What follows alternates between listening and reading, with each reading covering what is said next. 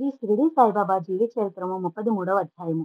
క్రిందటి అధ్యాయంలో బాబా ఏ విధంగా స్వార్థపరులైన భక్తుల చేతనే కాక ఆశ్రితులైన భక్తుల చేత కూడా వారికి కూడా తెలియని రీతిలో బాధలను అనుభవించనో తెలుసుకుంటుంది కదా.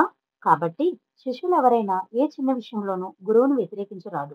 ఒక్కొక్కప్పుడు ప్రేమాభిమానాలతో కూడిన శిష్యులు గురువు వద్దని వారించిన కొన్ని పనులను చేయచుందరు. అట్టి పనుల వల్ల వారు గురువుని బాధించున్నారని తెలుసుకునేవాళ్ళం. గురుద్రోహం దైవద్రోహంతో సమానము. జులై నెల చివరి నుంచి తాత్య ఆరోగ్యము క్షీణించెను. రామచంద్ర పాటేల్ తాత్యాను గురించి భయపడుతూ ఎప్పుడూ అతన్ని కనిపెట్టుకుని చూచుండెను. అతని మరణ ఆసన్నమవుతున్నదని గ్రహించిన పాటేల్ తాత్య రుచులను పరోక్షంగా తెలుసుకుని వాటిని అన్నిటినీ తీర్చుచుండెను. పాపము తాత్యకు తన మరణ విషయము తెలియదు కదా. అనారోగ్యంతో బాధపడుతున్న తొలి దశల్లో ఆనందముగానే అతనుండెను.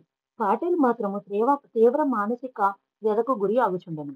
ఆగస్టు నెల దాటి సెప్టెంబర్ కూడా పూర్తియగు నాటికి తాత్య మంచం పట్టెను.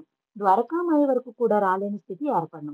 క్షయవాది ముదురుడచే ఇక తాత్య బ్రతకడని అందరూ అనుకుంటుండేరు. తాత్యకు మాత్రం తన గురించి బాధ లేకుండెను. అతడు ఏకాకి, బ్రహ్మచారి. బాబా సాహచర్యంలో శరీర భ్రాంతిని వదులుకోగలిగిన వాడవటచే మరణమానిలోనూ అతనికి భయం పోయెను.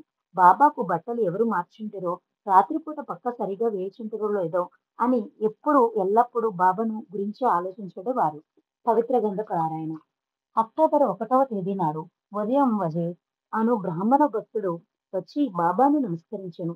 బాబా అతన్ని ఆశీర్వదించి ఊది ప్రసాదం ఇచ్చినప్పుడు అతని చేతిలో ఏదో గ్రంథముందుట చూచి బాబా ఏమిటదని అడగగా శ్రీధర కవి రచించిన రామ విజయం అనే పుస్తకమని అతడు సమాధానం చెప్పాను. దానిని బాబా తీసుకుని లోపలి పేజీలను చాలాసేపు త్రిప్పి చూచెను. ఆ తర్వాత అతనితో, ఈ గ్రంథం ఇప్పటి నుంచే నా వద్ద కూర్చుని నాకు వినిపించినట్లుగా చదవమని. అతడు బాబా యొక్క ఆజ్ఞను గొప్ప వరంగా భావించి వెంటనే పారాయణ సాగించెను. పారాయణ చేయుచున్నప్పుడు బాబా మధ్యలో ఆపమని కొన్ని ముఖ్య విషయముల వద్ద కొన్ని ముఖ్య విషయముల వద్ద అక్కడున్న భక్తులందరకు తెలియనట్లుగా వ్యాఖ్యానం చేయుచుండెను. ప్రతిరోజు ఈ కార్యక్రమం ఉదయము సాయంత్రము జరుగుచుండెను.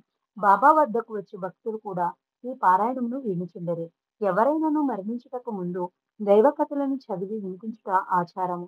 అదే విధంగా బాబా ఈ విషయంను కూడా నిగూఢంగా ఉంచెను. మొత్తం 14 రోజుల పాటు 3 సార్లు పారాయణ చేయించెను. తాత్య జబ్బు నానాటికి పెరుగుచుండెను. క్షయవ్యాధి ముదిరి రక్తం కక్కుచుండెను. అతడు మరణించే రోజులు దగ్గర పడుచున్నవని అందరూ భావించిరి. అది 8, 10, 1918 తేదీ.